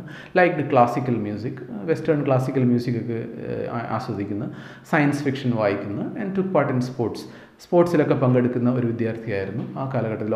ഓക്സ്ഫോർഡിലെ 2ാം വർഷമൊക്കെ ആയപ്പോഴേക്കും Stephen Hawking. However at the end of the 3rd year, എന്നാൽ 3ാം വർഷം അവസാനമായപ്പോഴേക്കും ഹോക്കിംഗ് ഓൾമോസ്റ്റ് ഫ്ലൗണ്ടേഡ്. ഹോക്കിങ്ങിൻ്റെ ജീവിതം താളം തെറ്റി തുടങ്ങി. He selected theoretical physics as a speciality. Theoretical physics സ്പെഷ്യാലിറ്റിയായി അദ്ദേഹം ഫോക്കസ് ചെയ്യുന്ന വിഷയമായി തിരഞ്ഞെടുത്തോടുകൂടിയാണ് അദ്ദേഹത്തിന് പ്രശ്നങ്ങൾ ആരംഭിക്കുന്നത്. He had then applied to a PhD at Cambridge and was accepted on condition that he got a first from Oxford. കാരണം അദ്ദേഹത്തിൻ്റെ ആഗ്രഹം കേംബ്രിഡ്ജിൽ പോയി തിയറിറ്റിക്കൽ ഫിസിക്സിൽ കൂടുതൽ പഠനം തുടരണം എന്നായിരുന്നു. പക്ഷേ അദ്ദേഹത്തിന് ഒരൊറ്റ കണ്ടീഷനിൽ മാത്രമാണ് കേംബ്രിഡ്ജിൽ അഡ്മിഷൻ ലഭിക്കാൻ പോകുന്നത്. ഓക്സ്ഫോർഡിൽ ഫസ്റ്റായി പാസ് ഔട്ട് ആവുന്ന വിദ്യാർത്ഥിക്ക് മാത്രമാണ് കേംബ്രിഡ്ജിൽ അഡ്മിഷൻ കൊടുക്കുന്നത് എന്നായിരുന്നു അദ്ദേഹത്തിൻ്റെ മുന്നിലെ ചാലഞ്ച്. അപ്പോൾ PhD അറിയാം, ഡോക്ടറേറ്റിന് അദ്ദേഹം കേംബ്രിഡ്ജിൽ പോകാനാണ് ആഗ്രഹിച്ചത്. Hawking was confident that he could get through successfully. Hawking ഏറെക്കുറെ കോൺഫിഡൻ്റ് ആയിരുന്നു അദ്ദേഹത്തിന് ഫസ്റ്റ് റാങ്കോടുകൂടി തന്നെ ഓക്സ്ഫോർഡിൽ നിന്ന് പാസ് ഔട്ട് ആകാൻ കഴിയുമെന്നും കേംബ്രിഡ്ജിൽ അദ്ദേഹത്തിൻ്റെ പഠനം തുടരാൻ കഴിയുമെന്നും ഒക്കെ അദ്ദേഹം കോൺഫിഡൻ്റ് ആയിരുന്നു. But as the examination day approached, പരീക്ഷാ ദിനം അടുത്ത് വരുന്തോറും നമ്മളെയൊക്കെ പോലെ ഹിസ് കോൺഫിഡൻസ് ഫെയിൽഡ്. അദ്ദേഹത്തിന് ആത്മവിശ്വാസം കുറഞ്ഞു തുടങ്ങി. Hawking ended up disastrously on the borderline between a first and a second. അപ്പം കയ്യാലപ്പുറത്തെ തേങ്ങ പോലെ ഫസ്റ്റും സെക്കൻഡിനും ഇടയിൽ അല്ലേ, നമ്മളൊക്കെ സാധാരണ പരീക്ഷ വരുമ്പോൾ ഞാൻ കയ്യാലപ്പുറത്തെ തേങ്ങയാണെന്ന് പറഞ്ഞാൽ ജയിക്കുമോ തോക്കുമോ എന്ന സംശയത്തിൽ നിന്നുകൊണ്ടാണ് നമ്മളൊക്കെ ഇത് പറയുന്നത്. പക്ഷേ ഹോക്കിങ്ങിനെ സംബന്ധിച്ച് he was disastrously perched between first and a second. അപ്പോൾ അതിൻ്റെ അവസാനം എത്തിയപ്പോഴത്തേക്കും ഫസ്റ്റ് ലഭിക്കുമോ അതോ സെക്കൻഡിലേക്ക് വഴുതി വീഴുമോ എന്ന് പ്രവചിക്കാനാകാത്തൊരു സാഹചര്യത്തിലായി Stephen Hawking. Faced with a borderline result. ഇങ്ങനെ ഒരു ബോർഡർ ലൈൻ അല്ലേ, ഒരു അരികിൽ കിടക്കുന്ന ഒരു 2 വശത്തേക്ക് വീഴാവുന്ന ഒരു ബോർഡർ ലൈൻ സ്റ്റേറ്റിൽ റിസൾട്ട് പ്രതീക്ഷിച്ച് നിൽക്കുന്ന അദ്ദേഹം എക്സാമിനേഴ്സ് സമ്മൺഡ് ഹോക്കിംഗ്. അദ്ദേഹത്തിനെ വിളിച്ചു വരുത്തി എക്സാമിനേഴ്സ് ഫോർ എൻ ഇൻ്റർവ്യൂ. ഒരു ഇൻ്റർവ്യൂവിന് വേണ്ടി അദ്ദേഹത്തിന് വിളിച്ചു വരുത്തി അദ്ദേഹത്തിനോട് കുറച്ച് ചോദ്യങ്ങൾ ചോദിക്കുകയും ചെയ്തു അദ്ദേഹത്തിൻ്റെ ഫ്യൂച്ചർ പ്ലാൻസിനെ കുറിച്ച്. In spite of the tenseness of the situation, ആ സിറ്റുവേഷൻ്റെ ടെൻസ്നെസ് മറികടന്നുകൊണ്ട്, ഇൻസ്പൈറ്റ് ഓഫ് ദാറ്റ് അതുണ്ടായിരുന്നിട്ട് കൂടി Hawking manage to come up with the kind of remark for which he was famous. അദ്ദേഹം പിൽക്കാലത്ത് ഫേമസ് ആയ അദ്ദേഹത്തിൻ്റെ സംഭാഷണ രീതി അതിൻ്റെ ടിപ്പിക്കലായ ഒരു എക്സാമ്പിളായിരുന്നു അദ്ദേഹത്തിൻ്റെ മറുപടി. അദ്ദേഹത്തിൻ്റെ എക്സാമിനേഴ്സിനോട് പറഞ്ഞ മറുപടി ഇതാണ്: if I get a first I shall go to Cambridge. If I receive a second I shall remain at Oxford. So I expect that you will give me a first എന്നാണ് തമാശയെ അദ്ദേഹം മറുപടി പറഞ്ഞത്. നിങ്ങൾ എനിക്ക് ഫസ്റ്റ് തരികയാണെങ്കിൽ ഞാൻ കേംബ്രിഡ്ജിൽ പോയിക്കോളാം, പക്ഷേ സെക്കൻഡ് തന്നാൽ ഞാൻ ഇവിടെയൊക്കെ തന്നെ ഉണ്ടാവും. അപ്പോൾ എന്നെ ഒഴിവാക്കാൻ നിങ്ങൾ എനിക്ക് ഫസ്റ്റ് തരുമെന്നാണ് ഞാൻ പ്രതീക്ഷിക്കുന്നത് എന്ന് തമാശയോടെ പറഞ്ഞുകൊണ്ടാണ് അദ്ദേഹം ഇത്രയും ടെൻസ്ഡായ, അദ്ദേഹത്തിൻ്റെ ഭാവിയുടെ തന്നെ വളരെ നിർണായകമായൊരു മുഹൂർത്തമായിരുന്നു ആ ഇൻ്റർവ്യൂ. അത് എത്ര കൂളായിട്ടാണ് അദ്ദേഹം നേരിട്ടതെന്നാണ് ഈ ഒരു ഇൻസിഡൻറ്റ് കാണിക്കുന്നത്. He got his first and he went to Cambridge. അവർ അദ്ദേഹത്തിന് ഫസ്റ്റ് തന്നെ നൽകുകയും അദ്ദേഹം ആഗ്രഹിച്ച പോലെ കേംബ്രിഡ്ജിൽ അദ്ദേഹം ഉന്നത പഠനത്തിനായി പോവുകയും ചെയ്തു. His first year at Cambridge was worse than at Oxford. ഓക്സ്ഫോർഡിൽ അദ്ദേഹത്തിൻ്റെ ആദ്യ വർഷം നമുക്ക് ഓർമ്മയുണ്ട്, പ്രശ്നങ്ങൾ നിറഞ്ഞതായിരുന്നു. അതിനേക്കാളും പ്രശ്നങ്ങൾ നിറഞ്ഞതായിരുന്നു കേംബ്രിഡ്ജിലെ അദ്ദേഹത്തിൻ്റെ ആദ്യ വർഷം. His slipshod mathematical background caught up with him. ഓക്സ്ഫോർഡിൽ നമുക്കറിയാം അദ്ദേഹം കുറച്ച് മാത്സ് മാത്രമാണ് പഠിച്ചത്. ഓക്സ്ഫോർഡിൽ മാത്സ് മെയിൻ ഇല്ലാതിരുന്നതുകൊണ്ട് അപ്പോൾ ആ ഒരു problem caught up with him. അത് അദ്ദേഹത്തിനെ ബാധിക്കാൻ തുടങ്ങി. And he found general relativity extremely tough. General relativity ഐൻസ്റ്റീൻ്റെ ഒരു സിദ്ധാന്തമാണ്. അപ്പം ഭയങ്കര മാത്തമാറ്റിക്കലായതും അബ്സ്ട്രാക്റ്റ് ആയതുമായൊരു വിഷയമാണ് ജനറൽ റിലേറ്റിവിറ്റി. അത് അവതരിപ്പിച്ച കാലഘട്ടത്തിൽ, നോബൽ സമ്മാനമൊക്കെ ലഭിക്കുന്ന കാലഘട്ടത്തിൽ ഐൻസ്റ്റൈന് ഇത് അവതരിപ്പിക്കുമ്പോൾ, ലോകത്തിന് മുന്നിൽ അവതരിപ്പിക്കുമ്പോൾ ഇത് മനസ്സിലാക്കാൻ കൈവിരലിലെണ്ണാവുന്ന ശാസ്ത്രജ്ഞൻ മാത്രമായിരുന്നു അന്ന് ലോകത്തുണ്ടായിരുന്നത് എന്നൊക്കെ പറഞ്ഞു കേട്ടിട്ടുണ്ട്. അപ്പോൾ ജനറൽ റിലേറ്റിവിറ്റി പോലെ എക്സ്ട്രീംലി ടഫായ ഒരു മാത്തമാറ്റിക്സിൻ്റെ ബാക്ക്ഗ്രൗണ്ട് അത്യാവശ്യമായ ഒരു വിഷയം സ്റ്റീഫൻ ഹോക്കിങ്ങിന് ഫോളോ ചെയ്യാൻ പറ്റാതെയായി. അപ്പോൾ അക്കാഡമിക്കലി തന്നെ സ്റ്റീഫൻ ഹോക്കിങ് ചെറുതായി ബുദ്ധിമുട്ടുന്ന ഒരു രംഗമാണ് നമ്മൾ കേംബ്രിഡ്ജിൽ കാണുന്നത്. Another far more disastrous problem arose then. അതിനേക്കാളും ഡിസാസ്ട്രസ് ആയ ദുരന്തപൂർണമായ മറ്റൊരു പ്രശ്നം സ്റ്റീഫൻ ഹോക്കിങ്ങിൻ്റെ ജീവിതത്തെ ബാധിച്ചു തുടങ്ങി. During his third year at Oxford Hawking started getting clumsy. തീരെ ഭംഗിയില്ലാത്ത ശരീരചലനങ്ങളിലൂടെ നടക്കുക. He had fallen once or twice. 1-2 തവണ മറിഞ്ഞു വീഴുക. ക്ലംസിയായി നടക്കുക. ക്ലംസി എന്ന് പറഞ്ഞാൽ അഭംഗിയോടെ എന്നാണ്. ക്ലംസിയായി നടക്കുക, മറിഞ്ഞു വീഴുക. He had even trouble tying his shoes during the ഓട്ടം. അവിടുത്തെ ഓട്ടം സീസണിൽ നമുക്കറിയാം, ഓട്ടം വിൻ്റർ സീസണ് തൊട്ട് മുമ്പത്തെ 4 സീസണുകളിൽ വിൻ്റർ സീസൺ തൊട്ട് മുമ്പത്തെ സീസണാണ് ഓട്ടം സീസൺ, ഇല പൊഴിയുന്ന സീസൺ. സോ ഓട്ടം സീസണിൽ അദ്ദേഹത്തിൻ്റെ ഷൂലേസുകൾ കെട്ടാൻ പോലും കഴിയാത്ത വിധത്തിൽ അദ്ദേഹത്തെ ഈ അസുഖം ബാധിച്ചു കഴിഞ്ഞിരുന്നു. He had trouble tying his shoes and he had difficulty talking. അദ്ദേഹത്തിന് സംഭാഷണം തന്നെ ബുദ്ധിമുട്ടായി തുടങ്ങിയിരുന്നു. അപ്പോൾ എന്തോ ഒരു ഫിസിക്കൽ എയിൽമെൻറ്റ്, എന്തോ ഒരു ശാരീരിക പ്രശ്നം ഇദ്ദേഹത്തെ ബാധിച്ചു തുടങ്ങി എന്ന് വ്യക്തമായിരുന്നു. പക്ഷേ ആരും അത് കണ്ടെത്തിയിരുന്നില്ല. Shortly after his 21st birthday in 1963, 1963, 21 വയസ്സ് തികഞ്ഞതിന് ശേഷം Hawking contracted a rare disease. ഒരു അത്യപൂർവമായ അസുഖം ഇദ്ദേഹത്തെ ബാധിച്ചുവെന്ന് ഡോക്ടർമാർ കണ്ടെത്തി. അമയോട്രോപിക് ലാറ്ററൽ സ്ക്ലെറോസിസ്, ALS എന്ന ഷോർട്ട് ഫോമിൽ അറിയപ്പെടുന്ന ഒരു ന്യൂറോ ജനറേറ്റീവ് ഡിസീസാണ് ALS. അതായത് ശരീരത്തിലെ ചിന്തിക്കാൻ നമ്മൾ ഉപയോഗിക്കുന്ന ന്യൂറോണുകൾക്ക് ഒരു പ്രശ്നവും ബാധിക്കാതെ മോട്ടോർ ന്യൂറോണുകളെ, അതായത് നമ്മുടെ ശരീര ചലനവുമായിട്ട് ബന്ധപ്പെട്ട ന്യൂറോണുകളെ മാത്രം ബാധിക്കുന്ന ഒരു അസുഖമാണ് ALS, അമയോട്രോപിക് ലാറ്ററൽ സ്ക്ലെറോസിസ്. ഈ അസുഖത്തിൻ്റെ പ്രത്യേകത നമ്മുടെ ചിന്താശേഷിയൊക്കെ അതുപോലെ തന്നെ നിലനിൽക്കുകയും ശരീരം ദിനം പ്രതി തളർന്ന് വീക്കായി വരികയും ഈ ശരീരം നെർവിൻ്റെ കൺട്രോൾ നഷ്ടപ്പെടുന്നതോടുകൂടി ശരീരത്തിലെ മസിൽസൊക്കെ വീക്കായി തുടങ്ങുകയൊക്കെ ചെയ്യുന്ന ഒരു വളരെ വിചിത്രമായൊരു അസുഖമാണ്. അന്നൊക്കെ മരണം സുനിശ്ചിതമായൊരു അസുഖമായിരുന്നു അമയോട്രോപിക് ലാറ്ററൽ സ്ക്ലെറോസിസ്. ഈ അസുഖം ഇദ്ദേഹത്തിന് ഉണ്ട് എന്ന് ഡോക്ടർമാർ കണ്ടെത്തുകയും ചെയ്തു. For which there was no known cure. അറിയപ്പെടുന്ന ഒരു പ്രതിവിധിയും ഈ അസുഖത്തിന് അന്നില്ല. It caused a gradual disintegration of the nerve cells in the spinal cord and the brain.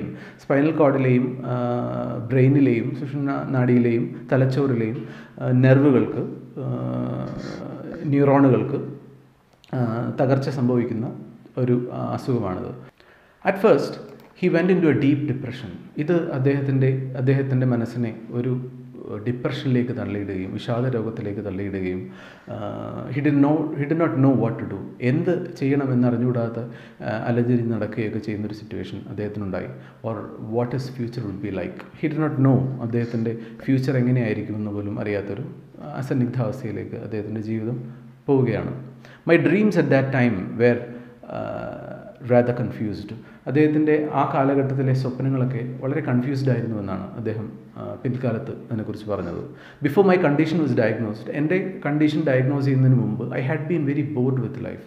ജീവിതത്തെക്കുറിച്ച് പ്രത്യേകിച്ച് യാതൊരു ഉത്സാഹവുമില്ലാതെ ജീവിക്കുന്ന ഒരു കാലഘട്ടത്തിലാണ് അദ്ദേഹത്തിന് ഈ അസുഖം വരുന്നത്. അദ്ദേഹത്തിൻ്റെ ജീവിതത്തിലെ വലിയ വിരോധാഭാസമാണത്. അസുഖത്തിൻ്റെ മുമ്പ് വരെ അദ്ദേഹത്തിന് ജീവിതം ബോറിംഗ് ആയിട്ട് അനുഭവപ്പെട്ടിരുന്നു. There did not seem to be anything worth doing. ചെയ്യാൻ മൂല്യവത്തായ ഒരു കാര്യവും ജീവിതത്തിലില്ല എന്ന് വിശ്വസിച്ചിരുന്നൊരു കാലഘട്ടമായിരുന്നു അത്. But shortly after I came out of the hospital, ഈ അസുഖം തനിക്കുണ്ട് എന്ന് തിരിച്ചറിഞ്ഞ് ഹോസ്പിറ്റലിൽ നിന്ന് മടങ്ങി വരുന്ന അദ്ദേഹം, I dreamed that I was going to be executed. അദ്ദേഹത്തിൻ്റെ ആദ്യത്തെ റിയാക്ഷൻ, അദ്ദേഹത്തിനെ ആരോ എക്സിക്യൂട്ട് ചെയ്യാൻ പോവുകയാണ്, അതായത് വധശിക്ഷയ്ക്ക് വിധിച്ച ഒരു കുറ്റവാളിയെ പോലെയാണ് അദ്ദേഹം ആശുപത്രിയിൽ നിന്ന് മടങ്ങി വരുന്നത്. I suddenly realise that there was a lot of worthwhile things to do. പെട്ടെന്നാണ് അദ്ദേഹത്തിൻ്റെ ഉള്ളിൽ ഈ ഒരു ബോധോദയം ഉണ്ടാകുന്നത്. എനിക്ക് ചെയ്യാൻ ഒരുപാട് കാര്യങ്ങളുണ്ട് ജീവിതത്തിൽ. ഇഫ് ഐ വെർ റിപ്രീവ്ഡ്, എനിക്ക് ഒരു ശിക്ഷയിൽ നിന്നും മോചനം ലഭിച്ചിരുന്നെങ്കിൽ. അദ്ദേഹത്തിൻ്റെ ഏതോ ഒരു അജ്ഞാതമായ തെറ്റിന് ആരോ ശിക്ഷിക്കുന്നത് പോലെ അദ്ദേഹത്തിന് തോന്നുകയും ആ തെറ്റിന് അദ്ദേഹത്തിന് മാപ്പ് നൽകിയാൽ, ജീവിക്കാൻ അദ്ദേഹത്തെ ദൈവം അല്ലെങ്കിൽ വിധി അനുവദിച്ചാൽ തനിക്ക് ചെയ്യാൻ ജീവിതത്തിൽ യഥാർത്ഥത്തിൽ ഒരുപാട് കാര്യങ്ങളുണ്ട് എന്ന് ഈ രോഗം അദ്ദേഹത്തിന് തിരിച്ചറിവ് നൽകി. Another recurring dream was the idea of sacrificing my life to save others. ആ കാലഘട്ടത്തിലൊക്കെ അദ്ദേഹത്തിൻ്റെ മനസ്സിൽ റിക്കർ ചെയ്തിരുന്ന, ആവർത്തിച്ച് വന്നിരുന്ന ഒരു സ്വപ്നം, it was idea of sacrificing my life to save others. സ്വന്തം ജീവിതം സാക്രിഫൈസ് ചെയ്ത് മറ്റുള്ളവർക്ക് ഉപകാരപ്രദമായ എന്തെങ്കിലും ചെയ്യണം എന്നൊക്കെ അദ്ദേഹത്തിന് തോന്നി തുടങ്ങി. After all if I were going to die I might as well do some good. അദ്ദേഹത്തിൻ്റെ ചിന്ത ഇങ്ങനെയായിരുന്നു. ആഫ്റ്റർ ഓൾ എന്തായാലും ഞാൻ മരിക്കുകയാണെങ്കിൽ, if I were going to die, ഈ നമ്മൾ ഇംപ്രോബിളായ ഒരു ഇഫ് ക്ലോസിൽ ഇംപ്രോബിളായ ഒരു കണ്ടീഷൻ പറയുമ്പോഴാണ്, നടക്കാൻ സാധ്യതയില്ലാത്തൊരു കാര്യം പറയുമ്പോഴാണ് നമ്മൾ ഇഫ് ഐ വെയർ എന്ന് പറയുന്നത്. So if I were going to die, ഞാനിപ്പോൾ മരിക്കുകയാണെങ്കിൽ തന്നെ I might as well do some good, എന്തെങ്കിലും നല്ല കാര്യം ചെയ്തിട്ട് മരിക്കാം എന്നൊരു ചിന്ത അദ്ദേഹത്തിൻ്റെ മനസ്സിൽ ഉടലെടുത്തു. Hawking's doctors hope that his condition would stabilize. ഹോക്കിങ്ങിനെ ചികിത്സിച്ചിരുന്ന ഡോക്ടർമാരുടെ പ്രതീക്ഷ അദ്ദേഹം ആ അസുഖത്തെ തരണം ചെയ്യും എന്ന് തന്നെയായിരുന്നു. But the disease aggravated rapidly. ഈ അസുഖം ദിനം പ്രതി മോശമായി വന്നു. They soon informed him that he had only about 2 more years to live. അദ്ദേഹത്തെ അവരെ അറിയിച്ചത് 2 വർഷം കൂടി ഏറിയാൽ അദ്ദേഹം ജീവിച്ചിരിക്കും എന്നായിരുന്നു. 2 years passed. 2 വർഷം കടന്നുപോയി. The progression of the disease had slowed. ഈ അസുഖത്തിൻ്റെ തീവ്രത കുറഞ്ഞു വന്നു. ഐ ഡിഡ്ന്റ് ഡൈ, ഞാൻ മരിച്ചില്ല, അദ്ദേഹം ഓർക്കുകയാണ്. Although there was a cloud hanging over my future, I found to my surprise that I was enjoying life in the present. അദ്ദേഹം അന്ന് തിരിച്ചറിഞ്ഞ വലിയൊരു ജീവിത സത്യമാണ്. അദ്ദേഹം മരണത്തെ അഭിമുഖീകരിക്കുമ്പോഴും വർത്തമാനകാലത്തിൽ പ്രസൻറ്റ് ടെൻസിൽ അദ്ദേഹത്തിൻ്റെ ജീവിതം അദ്ദേഹം എൻജോയ് ചെയ്യുകയാണ് എന്ന തിരിച്ചറിവ് നമ്മുടെ ജീവിതത്തിലെ ഏറ്റവും വലിയ പാഠങ്ങളിലൊന്നാണത്. കഴിഞ്ഞു പോയതിനെക്കുറിച്ച് ഓർത്ത് ദുഃഖിച്ചും ഇനി വരാനിരിക്കുന്നതിനെക്കുറിച്ച് ഓർത്ത് ടെൻഷൻ അടിച്ചും വേസ്റ്റാക്കി കളയാനുള്ളതല്ല ജീവിതം. നമ്മുടെ കയ്യിലാകെയുള്ളത് പ്രസൻറ്റാണ്, ഈ നിമിഷമാണ് എന്ന ഒരു വലിയ പാഠം അദ്ദേഹം പഠിക്കുകയാണ് ഈ അസുഖത്തിലൂടെ. Total disability and death, though still a not too distant certainty, were postponed. അദ്ദേഹം തിരിച്ചറിയുന്ന അടുത്ത കാര്യം എന്ന് പറയുന്നത് മരണം സുനിശ്ചിതമാണ് അദ്ദേഹത്തിൻ്റെ ജീവിതത്തിൽ. It is a not too distant possibility, അല്ലെങ്കിൽ നോട്ട് ടു ഡിസ്റ്റൻറ്റ് സെർട്ടൻറ്റി. അദ്ദേഹത്തിൻ്റെ ജീവിതത്തിൽ അതിവിദൂരമല്ലാത്ത നോട്ട് ടു ഡിസ്റ്റൻ്റ് ആയ ഒരു സെർട്ടൻറ്റിയാണ്, ഉറപ്പാണ് മരണം. അതുപോലെ തന്നെ പൂർണ്ണമായ ഡിസബിലിറ്റി, ശാരീരിക വൈകല്യം, ഇത് രണ്ടും അദ്ദേഹത്തിന് സംഭവിക്കുമെന്ന് അദ്ദേഹം ഏറെക്കുറെ ഉറപ്പിച്ചു കഴിഞ്ഞിരുന്നു. പക്ഷേ ദേ വെയർ പോസ്റ്റ്പോൺഡ്. അദ്ദേഹത്തിന് കുറച്ച് കാലഘട്ടവും കൂടി അദ്ദേഹത്തിൻ്റെ ജീവിതത്തിൽ ഇങ്ങനെ നീട്ടിക്കിട്ടുകയാണ്, ഒരു വർഷവും. Hawking had a reprieve. അദ്ദേഹത്തിൻ്റെ ഒരു ലൈഫ് അദ്ദേഹത്തിന് കിട്ടിക്കഴിഞ്ഞു. Precarious and temporary one. Precarious എന്ന് നമ്മൾ സാറിന് പറയുന്നത് എന്തിൻ്റെങ്കിലും എഡ്ജിൽ വീഴാൻ പോകുന്ന വിധത്തിൽ അപകടകരമായിരിക്കുന്ന ഒരു വസ്തുവിനെയാണ് നമ്മൾ precarious. The car dangled precariously on the cliff എന്നൊക്കെ പറയും. കൊക്കയിലേക്ക് മറിഞ്ഞ് വീഴാറായി നിൽക്കുന്ന ഒരു കാറിനെയൊക്കെ പറയുന്നത് പ്രിക്കാരിയസ് എന്നാണ്. ഹാങ്ങിങ് on the edge of the cliff എന്നൊക്കെ പറയാറുണ്ട്. സോ അദ്ദേഹത്തിൻ്റെ ജീവിതം അതുപോലെയായിരുന്നു. എപ്പോൾ വേണമെങ്കിലും മരണത്തിലേക്ക് എഴുതി വീഴാവുന്ന, മരണം കവർന്നുകൊണ്ട് പോകാവുന്ന ഒരു ടെമ്പററി ലൈഫ് മാത്രമാണ് അദ്ദേഹത്തിൻ്റെ എന്നൊക്കെ അദ്ദേഹത്തിന് വളരെ മനസ്സിലായി. സത്യത്തിൽ അപ്പോഴാണ് അദ്ദേഹത്തിന് മനസ്സിലാവുന്നത് ലൈഫ് എത്ര പ്രഷ്യസ് ആണെന്ന്. At new years party at saint Albans, അദ്ദേഹം വളർന്ന ഏരിയയാണ് അല്ലേ, അദ്ദേഹം പഠിച്ച സ്കൂളൊക്കെ സെയിൻറ്റ് ആൽബൻസിലായിരുന്നു എന്ന് നമ്മൾ പഠിച്ചല്ലോ. അപ്പോൾ സെയിൻറ്റ് ആൽബൻസിൽ വെച്ച് ഒരു ന്യൂ ഇയേഴ്സ് പാർട്ടിക്ക് just before he entered the hospital for test, Hawking had met Jane Wilde. Jain wild എന്ന പെൺകുട്ടിയെ അദ്ദേഹം ഒരു ന്യൂ ഇയർ പാർട്ടിക്ക് വെച്ച് ഇതിനിടയിൽ കണ്ടുമുട്ടിയിരുന്നു. ടു ഹെർ, അവളെ സംബന്ധിച്ച് ദിസ് ഡിഷെവൽഡ് ഗ്രാജുവേറ്റ്, ഇംപ്രോപ്പർലി ഡ്രസ്ഡ് ഒക്കെ ആയി അത്ര നീറ്റൊന്നും അല്ലാത്ത അസുഖം കൊണ്ടായിരിക്കാം, graduate student seemed terribly intelligent. അവൾക്ക് തോന്നിയത് അതിഭയങ്കരമായ കൂർമ്മബുദ്ധിയുള്ള, ടെറിബിളി ഇൻ്റലിജൻ്റായ, എക്സെൻട്രിക്കായ, കുറച്ച് കിറുക്കനായ, റാദർ അരഗൻ്റായ, സ്ത്രീകളോടൊക്കെ വളരെ റൂഡായിട്ടൊക്കെ സംസാരിക്കുന്ന ഒരു ചെറുപ്പക്കാരനായിട്ട് അവൾക്ക് തോന്നിയിരുന്നു. But he was interesting and she like his wit. അപ്പോൾ അവൾക്ക് ഇദ്ദേഹത്തിൻ്റെ വിറ്റ്, അദ്ദേഹത്തിൻ്റെ നർമ്മബോധം വളരെ ഇഷ്ടപ്പെട്ടിരുന്നു. When Jane met him after his discharge from the hospital. അപ്പോൾ അങ്ങനെ ഒരു സൗഹൃദത്തിലായ ഇവർ രണ്ടുപേരും പിന്നീട് കണ്ടുമുട്ടുന്നത് അദ്ദേഹത്തിന് ഹോസ്പിറ്റലിൽ നിന്ന് മടങ്ങി വരുമ്പോഴാണ്, അസുഖം ബാധിതനായി മടങ്ങി വരുമ്പോഴാണ്. He was really in a pathetic state. ദയനീയമായൊരവസ്ഥയിലായിരുന്നു അപ്പോഴത്തേക്കും അദ്ദേഹത്തിൻ്റെ മനസ്സ്. I think he has lost his will to live. പിൽക്കാലത്ത് ജെയിൻ വൈൽഡ് ഓർക്കുന്നത് അപ്പോഴേക്കും അദ്ദേഹത്തിൻ്റെ ജീവിക്കാനുള്ള ഇച്ഛാശക്തി നഷ്ടപ്പെട്ട് കഴിഞ്ഞിരുന്നു. ഇവർ രണ്ടാമത് കണ്ടുമുട്ടുമ്പോഴേക്കും ഹി വാസ് ടോട്ടലി കൺഫ്യൂസ്ഡ്. തികച്ചും കൺഫ്യൂസ്ഡായ ഒരു മാനസികാവസ്ഥയിലാണ് അദ്ദേഹം എന്ന് she commented. She was not however put off by his physical or mental condition. Stephen ഹോക്കിങ്ങിൻ്റെ ശാരീരികമോ മാനസികമായ അവസ്ഥകളെ ഒന്നുമല്ല ജെയിൻ വൈൽഡ് നോക്കിയത്, ആ മനുഷ്യൻ്റെ നർമ്മബോധവും സ്വസിദ്ധമായ കഴിവുകളും ഒക്കെയാണ്. അപ്പം സ്നേഹം എപ്പോഴും ഉണ്ടാകുന്നത് അല്ലേ ആത്മാക്കളും മനസ്സുകളും തമ്മിലാണ്, ശരീരങ്ങൾ തമ്മിലല്ല. ആ ഒരു സ്പിരിറ്റിലാണ് ജെയിൻ വൈൽഡ് ആ അസുഖത്തെ കണ്ടത്. She was rather a shy teenager. അവളാണെങ്കിൽ നാണം കുടുങ്ങിയായ, സീരിയസ് മൈൻഡഡായ, with a strong faith in God ingrained from childhood by her mother. അവളുടെ ഉള്ളിൽ അവളുടെ അമ്മ വളർത്തിയെടുത്ത ഒരു ദൈവവിശ്വാസം, ഒരു ദൈവഭയം, അതൊക്കെ ചൈൽഡ്ഹുഡിൽ തന്നെ അവളുടെ ഉള്ളിൽ ഇൻഗ്രെയിൻഡായ, അവളുടെ ഉള്ളിൽ തന്നെ ഉണ്ടായിരുന്ന, ഇഴചേർത്ത് അവളോടൊപ്പം വളർന്നപ്പോൾ തന്നെ അവളുടെ ഉള്ളിൽ മനസ്സിൽ ഇഴചേർത്ത് വളർത്തിയ ഒരു ആഴത്തിൽ പതിഞ്ഞ ഒരു ദൈവവിശ്വാസം, ഒരു positive belief, a belief that good can come out of any adversity. ഏത് പ്രതികൂല സാഹചര്യത്തിൽ നിന്നും ഒരു നന്മയുണ്ടാകും എന്നുള്ളൊരു വിശ്വാസം, അത് ദൈവവിശ്വാസത്തിൻ്റെ ഏറ്റവും വലിയ ഗുണമാണ്. ദൈവത്തിൽ വിശ്വസിക്കുന്നവന് പ്രപഞ്ചത്തിലെ എല്ലാ നന്മയിലും വിശ്വസിക്കാൻ കഴിയും. അങ്ങനെ ഒരു പെൺകുട്ടിയായിരുന്നു സ്റ്റീഫൻ ഹോക്കിംഗ് ആ ഇടയ്ക്ക് കണ്ടെത്തിയ സുഹൃത്തായ ജെയിൻ വൈൽഡ്. ആ സൗഹൃദം മറ്റൊരു തലത്തിലേക്ക് വളരുകയും Hawking admired her optimism and their friendship developed slowly. അവളുടെ ഓപ്റ്റിമിസത്തെ, ശുഭാപ്തി വിശ്വാസത്തെ ഹോക്കിംഗ് അഡ്മയർ ചെയ്യുകയും ആരാധിക്കുകയും ആ സൗഹൃദം പതുക്കെ പതുക്കെ വളരുകയും ചെയ്തു.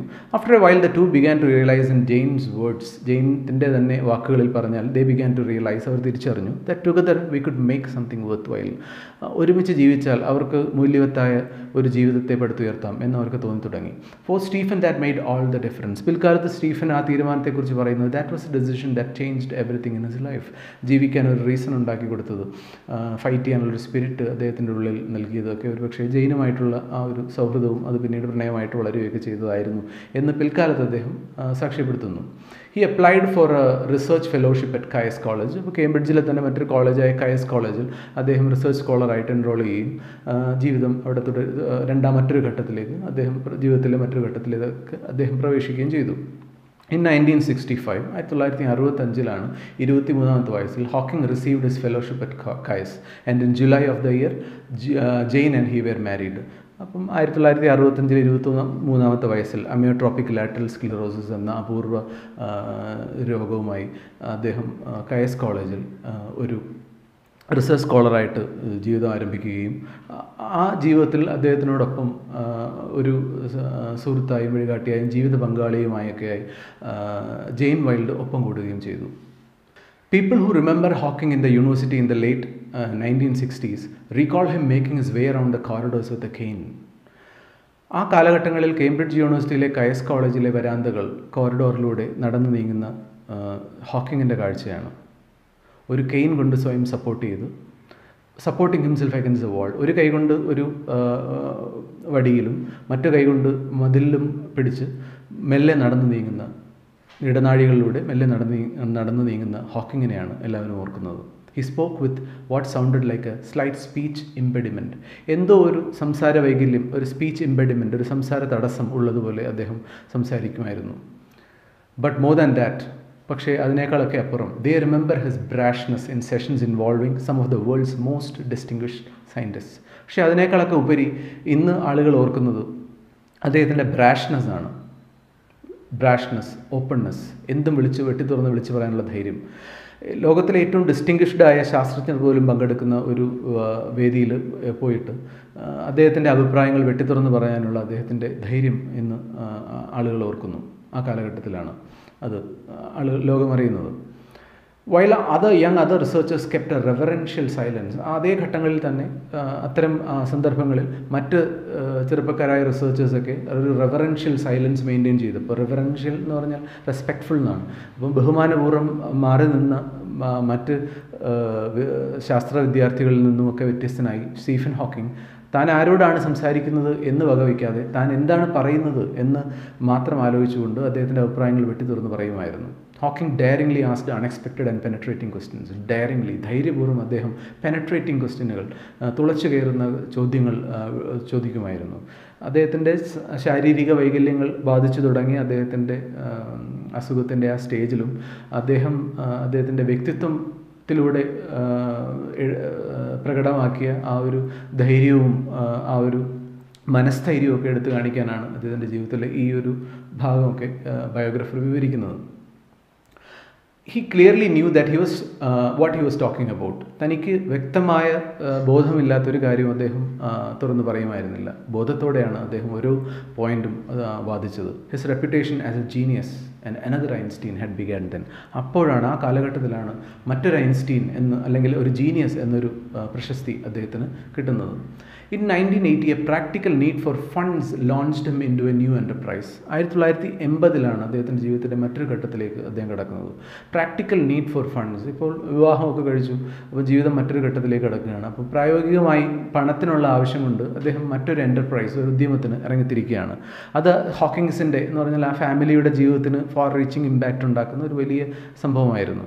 He thought of writing a book about the universe. പ്രപഞ്ചത്തെക്കുറിച്ച് ഒരു പുസ്തകം, about the most important questions that had made him want to study cosmology and quantum theory. Quantum തിയറിയുടെയും കോസ്മോളജിയുടെയും, ഇത് ഫിസിക്സിൻ്റെ രണ്ട് അറ്റങ്ങളാണ്. ക്വാണ്ടം തിയറി ഏറ്റവും ചെറിയ കണികകളുടെ ഊർജ്ജതന്ത്ര പഠനമാണ് ക്വാണ്ടം തിയറിയിൽ നിർവഹിക്കുന്നത്. അതിൻ്റെ നേരെ ഓപ്പോസിറ്റാണ് കോസ്മോളജി, പ്രപഞ്ചത്തിൻ്റെ പഠനമാണ്. അപ്പം ഫിസിക്സിൻ്റെ ഏറ്റവും ചെറുത് മുതൽ ഏറ്റവും വലിയ മാനങ്ങൾ വരെ അന്വേഷിക്കുന്ന ഒരു ലഘുപുസ്തകം കുട്ടികൾക്ക് മനസ്സിലാവുന്ന ഭാഷയിൽ. He thought of writing a book about the universe, about the most interesting questions in cosmology and quantum theory. Questions like a book which would answer questions like where did the universe come from? ഈ പ്രപഞ്ചം എവിടെ നിന്നുണ്ടായി? ഈ പ്രപഞ്ചത്തിൻ്റെ ഉൽപ്പത്തി എങ്ങനെയായിരുന്നു?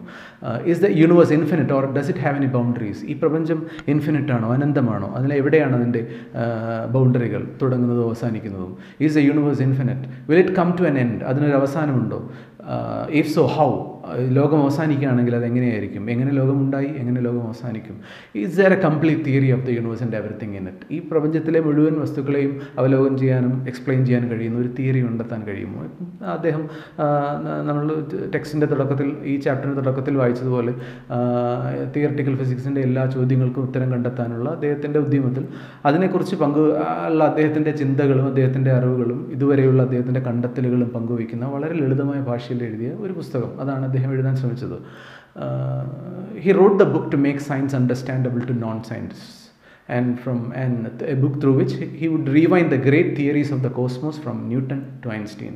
Einstein മുതൽ newton വരെയുള്ള എല്ലാ ശാസ്ത്രജ്ഞരുടെയും ചിന്തകൾ പങ്കുവെച്ചുകൊണ്ട് ശാസ്ത്രത്തെക്കുറിച്ച് ഏറ്റവും ലളിതമായി ഭാഷയിൽ ശാസ്ത്രജ്ഞരല്ലാത്തവർക്ക് പോലും മനസ്സിലാകുന്ന വിധത്തിൽ എക്സ്പ്ലെയിൻ ചെയ്യുന്ന ഒരു പുസ്തകം, രസകരമായൊരു പുസ്തകം. അതെഴുതാനാണ് അദ്ദേഹം തീരുമാനിച്ചത്. He completed the first draft in 1984. 1984 ഈ പുസ്തകത്തിൻ്റെ ഫസ്റ്റ് ഡ്രാഫ്റ്റ് കംപ്ലീറ്റ് ചെയ്തു. While the revision process was going on, he made a trip to Switzerland. അദ്ദേഹം ഈ പുസ്തകം റിവൈസ് ചെയ്യുന്നതിനിടയിൽ സ്വിറ്റ്സർലാൻഡിലേക്ക് ഒരു യാത്ര പോകാൻ തീരുമാനിച്ചു. സ്വിറ്റ്സർലൻഡിലെ കണികാ പരീക്ഷണമൊക്കെ നടക്കുന്ന ലാബിൽ സന്ദർശിക്കാനാണെന്നാണ്. He was down with pneumonia. അവിടെ വെച്ച് അദ്ദേഹത്തിന് ന്യൂമോണിയ ഡോക്ടർമാർ അദ്ദേഹത്തെ ഒരു ലൈഫ് സപ്പോർട്ട് സിസ്റ്റത്തിൽ ആക്കുകയും ചെയ്തു. Doctors gave A choice. ഡോക്ടർമാർ അദ്ദേഹത്തിൻ്റെ ഭാര്യയ്ക്ക് മുന്നിൽ വെച്ച് ഒരു ചോയ്സ് ഇതായിരുന്നു, whether A ട്രക്കിയോട്ടമി operation should be conducted or not. Trachea നമ്മുടെ വിൻ പൈപ്പാണ്. വിൻ പൈപ്പ് റിമൂവ്, ഇപ്പം ന്യൂമോണിയ ബാധിച്ച അദ്ദേഹത്തിൻ്റെ വിൻ പൈപ്പ് റിമൂവ് ചെയ്യണോ വേണ്ടയോ എന്നൊരു പ്രതിസന്ധിയിലായി ഡോക്ടേഴ്സും അദ്ദേഹത്തിൻ്റെ കുടുംബവും. പ്രശ്നം ഇതാണ്, it might save his life. ഒരു പക്ഷേ ഈ ട്രക്കിയോട്ടമി അദ്ദേഹത്തിൻ്റെ ജീവൻ രക്ഷിച്ചേക്കാം, but he would never be able to speak or make a vocal sound in his life again. ഇനി ഒരിക്കലും അദ്ദേഹത്തിന് സംസാരിക്കുവാനോ ഒരു വോക്കൽ ശബ്ദം, അദ്ദേഹത്തിൻ്റെ തൊണ്ട കൊണ്ട് ഒരു ശബ്ദം പോലും ഇനി ഉണ്ടാക്കാൻ അദ്ദേഹത്തിന് കഴിയില്ല. കാര്യം അദ്ദേഹത്തിൻ്റെ വിൻ പൈപ്പ് പൂർണ്ണമായിട്ട് റിമൂവ് ചെയ്യാൻ പോവാണ് ഈ ഓപ്പറേഷനിലൂടെ. പക്ഷേ അദ്ദേഹത്തിൻ്റെ ലൈഫ് ഒരു പക്ഷേ അവർക്ക് സേവ് ചെയ്യാൻ കഴിഞ്ഞേക്കും. അപ്പോൾ ഓൾറെഡി ഒരു ഗുരുതരമായ അസുഖം ബാധിച്ച് വീക്കായ അദ്ദേഹത്തിൻ്റെ ശരീരത്തിന് മറ്റൊരു അസുഖം, ന്യൂമോണിയ പോലൊരു അസുഖം കൂടി താങ്ങാനുള്ള ശേഷിയില്ലായിരുന്നു. അപ്പോൾ ഡോക്ടേഴ്സ് പറഞ്ഞത് ഇതിനെ റിമൂവ് ചെയ്യല്ലാതെ അവർക്ക് മറ്റു വഴിയില്ല, അത് തന്നെ അദ്ദേഹത്തിൻ്റെ ജീവൻ രക്ഷിക്കുമെന്ന് യാതൊരു ഗ്യാരണ്ടിയുമില്ല. അങ്ങനെ ഒരു പ്രതിസന്ധിയിലായി അദ്ദേഹത്തിൻ്റെ ജീവിതം. It might save his life എന്നാണ്. With grave misgivings Jane consented. വളരെ സീരിയസ് ആയ സംശയത്തോടുകൂടി, ഭയത്തോടുകൂടി Jane consented to the decision of the doctors. അപ്പം അങ്ങനെ വിൻ പൈപ്പ് റിമൂവ് ചെയ്യാനുള്ള ട്രക്കിയോട്ടമി ഓപ്പറേഷൻ നടത്താൻ അവർ കൺസെൻറ്റ് നൽകി, സമ്മതം നൽകി. The future was looking very bleak, Jane remarked. ആ കാലഘട്ടത്തെക്കുറിച്ച് ജെയിൻ പിന്നീട് പറഞ്ഞിട്ടുള്ളത് the future was looking very bleak എന്നാണ്. ഭാവി വളരെ ഡാർക്കായിട്ടാണ് അവർക്ക് ഫീൽ ചെയ്തത്. Hawking could no longer breathe through his mouth and nose, but only through a permanent opening made in his throat. അദ്ദേഹത്തിൻ്റെ കഴുത്തിൽ ഈ ഡോക്ടേഴ്സ് ഈ സർജറിയിലൂടെ സൃഷ്ടിച്ചെടുത്ത ഒരു ചെറിയ ഹോളിലൂടെയാണ് അദ്ദേഹം ശ്വസിക്കുന്നത്. അപ്പം അത്തരം ഭീകരമായ കോംപ്ലിക്കേഷനുകളിലേക്ക് അദ്ദേഹത്തിൻ്റെ അസുഖം പോവുകയാണ്. After many weeks of intensive care, ഒരുപാട് ദിവസം ഇൻറ്റൻസീവ് കെയർ യൂണിറ്റിലൊക്കെ കിടന്നതിന് ശേഷം he went home to join Jane and his 3 children. ഈ വർഷങ്ങൾക്കിടയിൽ അദ്ദേഹത്തിന് 3 കുട്ടികൾ ജനിക്കുകയൊക്കെ ചെയ്തു. അപ്പോൾ വീട്ടിലേക്ക് അദ്ദേഹം ചെല്ലുന്നത് ഈ അവസ്ഥയിലാണ്.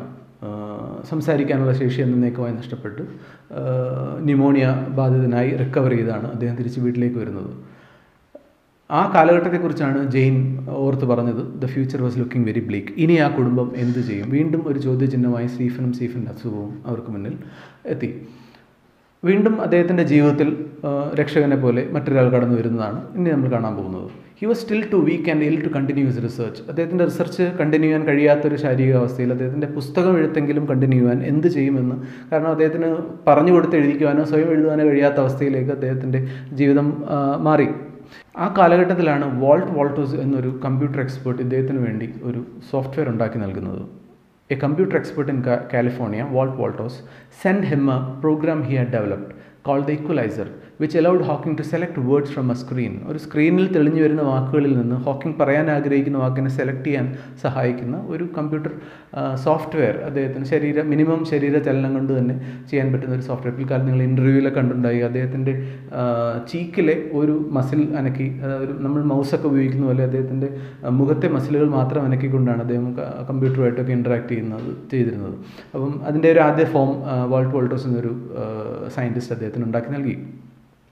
He thought he would be unable to finish his book. തൻ്റെ പുസ്തകത്തിൻ്റെ എഴുത്ത് ഒരിക്കലും തുടരാൻ കഴിയുമെന്ന് അദ്ദേഹം കരുതിയതല്ല. But with the support of his student Brian Whitt, അവിടെയും മറ്റൊരാൾ അദ്ദേഹത്തിൻ്റെ സഹായത്തിനെത്തുകയാണ്. ബ്രയൻ വിറ്റ് എന്ന അദ്ദേഹത്തിൻ്റെ ഒരു സ്റ്റുഡൻറ്റ് തന്നെ സഹായിച്ച് A brief history of time was published in 1988. അപ്പോൾ അസുഖമൊക്കെ ബാധിച്ച് 4 വർഷങ്ങൾക്ക് ശേഷം, അതിന് ഒരുപാട് വർഷങ്ങൾക്ക് മുമ്പ് തുടങ്ങിയ ഒരു ഉദ്യമമായിരുന്നു അല്ലേ, ഒരുപാട് തടസ്സങ്ങൾ പ്രതിബന്ധങ്ങളൊക്കെ നേരിട്ട് ഒടുവിൽ 1988 ആ പുസ്തകം പുറത്തിറങ്ങി.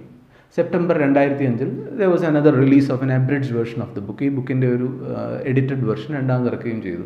This version was updated to address the new issues that had arisen due to the further scientific development. അപ്പോൾ 88 ശേഷം അദ്ദേഹം ആദ്യ കാലഘട്ടത്തിൽ എഴുതിയതിനു ശേഷമുള്ള ലേറ്റസ്റ്റ് ആയ സയൻറ്റിഫിക് ഡെവലപ്മെൻറ്റ്സും കൂടി ഉൾപ്പെടുത്തി ആ ബുക്കിനെ അപ്ഡേറ്റ് ചെയ്ത് പിന്നീട് 2005 മറ്റൊരു എഡിഷനും ഇറക്കുകയും ചെയ്തു. This book, A Brief History of Time, became an international bestseller. And ഇതിൻ്റെ കവർ പേജിൽ തന്നെ സ്റ്റീഫൻ ഹോക്കിങ്ങിൻ്റെ ഒരു പടമൊക്കെ ആയിട്ട് വേൾഡ് ഫേമസ് ആവുകയാണ്. സ്റ്റീഫൻ ഹോക്കിങ് എന്ന സയൻറ്റിസ്റ്റിൻ്റെ ചിന്തകളിലും ആ മനുഷ്യൻ്റെ ജീവിതത്തിലെ ഇച്ഛാശക്തിയും, ഒരു വീൽ ചെയറിൽ ഇരുന്നു കൊണ്ട് പ്രപഞ്ചത്തിൻ്റെ അത്ഭുതങ്ങളെക്കുറിച്ച് സംസാരിക്കാനുള്ള അദ്ദേഹത്തിൻ്റെ ആ ഒരു ജീവിത സാഹചര്യങ്ങളും ഒക്കെ വ്യക്തമാക്കുന്ന ഒരു പുസ്തകം എന്ന നിലയിൽ അല്ലേ, ആ പുസ്തകം വേൾഡ് ഫേമസായി. ലോകത്തിൻ്റെ ഇമാജിനേഷനെ അത് ആകർഷിക്കുകയും ചെയ്തു. One will encounter A multitude of paradoxes in the book. ഈ പുസ്തകത്തിൽ നിങ്ങൾക്ക് ഒരുപാട് പാരഡോക്സുകൾ, ഒരുപാട് വിരോധാഭാസങ്ങൾ, ശാസ്ത്രീയമായ അത്ഭുതങ്ങൾ ഒക്കെ നിങ്ങളെ അദ്ദേഹം പരിചയപ്പെടുത്തി തരുന്നുണ്ട്. ആ പുസ്തകത്തിൽ നിന്ന് പറയുന്നത് പോലെ, in science and with people things are often not what they seem. മനുഷ്യരുടെ കാര്യത്തിലായാലും ശാസ്ത്രത്തിലായാലും things are not often what they seem. പുറമേ നിന്ന് കാണുന്ന പോലെയല്ല കാര്യത്തോടെടുക്കുമ്പോഴുള്ള വസ്തുതകൾ. Pieces that ought to fit together refuse to do so. പലപ്പോഴും ചേരേണ്ട കഷ്ണങ്ങൾ ചേരില്ല. അപ്രതീക്ഷിതമായ ഒരുപാട് പ്രതിസന്ധികളിലൂടെയൊക്കെ നിങ്ങൾക്ക് ജീവിതം മുന്നോട്ട് കൊണ്ടുപോകേണ്ടി വരും. You will learn that beginnings may be endings. ചിലപ്പോൾ തുടക്കങ്ങൾ അവസാനങ്ങളായി മാറിയേക്കാം. അപ്പോൾ അതൊക്കെ ശാസ്ത്രത്തിൻ്റെ ഒരു വലിയ അത്ഭുതമാണ്. അപ്പോൾ ഒരു ദിവസത്തിൻ്റെ അവസാനം എന്ന് പറയുന്നത് രാത്രി 12 മണി എന്ന് പറയുന്നത് വാസ്തവത്തിൽ മറ്റൊരു ദിവസത്തിൻ്റെ തുടക്കമാണ്. അപ്പോൾ അവിടെ അത് തുടക്കമാണോ അവസാനം എന്നൊരു ചോദ്യമുണ്ട്. നമ്മളിപ്പം ഒരു വാതിൽ പകുതി തുറന്നിട്ടാൽ അത് പകുതി തുറന്നിട്ട വാതിലും പകുതി അടച്ചിട്ട വാതിലുമാണ്. അപ്പോൾ അതൊക്കെ ഒരു പാരഡോക്സ് ആണ്. അതുപോലെ എന്തെല്ലാം പാരഡോക്സുകളാണ്, എന്തൊക്കെ വിസ്മയങ്ങളാണ് പ്രപഞ്ചം ഒരുക്കി വെച്ചിരിക്കുന്നത്. 2 great scientific theories. Cruel circumstances can lead to happiness. ജീവിതത്തിലെ മറ്റൊരു യാഥാർത്ഥ്യമാണ്.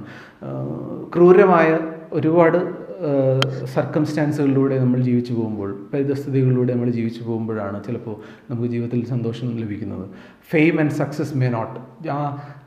ആ ഒരു സന്തോഷം ചിലപ്പോൾ നമുക്ക് ഫെയിമിൽ നിന്നോ, അതായത് പ്രശസ്തിയിൽ നിന്നോ ജീവിത വിജയങ്ങളിൽ നിന്നോ ലഭിക്കാത്ത സന്തോഷം ചിലപ്പോൾ ക്രൂരമായ സാഹചര്യങ്ങളിൽ നിന്ന് നമുക്ക് ലഭിച്ചേക്കാം. ആ ക്രൂരമായ സാഹചര്യങ്ങൾ ഒരു നല്ല ജീവിതത്തിലേക്ക് വഴിതെളിച്ചേക്കാം എന്നുള്ളതിന് ഏറ്റവും നല്ല ഉദാഹരണമായി നമുക്ക് പറയാൻ പറ്റുന്നത് സ്റ്റീഫൻ ഹോക്കിങ്ങിൻ്റെ ജീവിതമാണ്. കാരണം ഒരു പക്ഷേ ഈ അസുഖം അദ്ദേഹത്തിന് നൽകിയ ഇച്ഛാശക്തി ആയിരിക്കാം അദ്ദേഹത്തിൻ്റെ സയൻറ്റിഫിക് പെർസ്യൂട്ടിനൊക്കെ സഹായിച്ചത്, അല്ലേ?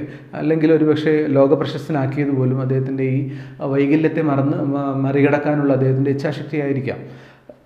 അതുപോലെ ശാസ്ത്രത്തിലും ഒരുപാട് വിസ്മയങ്ങളുണ്ട്. 2 great scientific theories taken together may give us nonsense. 2 scientific തിയറികൾ ഒരുമിച്ചെടുത്ത് നോക്കിയാൽ ചിലപ്പോൾ രണ്ടും ചേരാത്ത പോലെ നമുക്ക് തോന്നിയേക്കാം. Empty space is not empty. നമ്മൾ ശൂന്യാകാശത്തെ ശൂന്യാകാശം എന്ന് വിളിക്കുമെങ്കിലും വാസ്തവത്തിൽ അത് ശൂന്യാകാശമല്ല. നക്ഷത്രങ്ങളിൽ നിന്ന് വമിക്കുന്ന എനർജികളും കിരണങ്ങളും സബാറ്റോമിക് പാർട്ടിക്കിൾസും ഒക്കെ നിറഞ്ഞതാണ് സത്യത്തിൽ ശൂന്യാകാശം. അപ്പോൾ ശൂന്യാകാശം യഥാർത്ഥത്തിൽ ശൂന്യമല്ല എന്ന് തിരിച്ചറിവ്.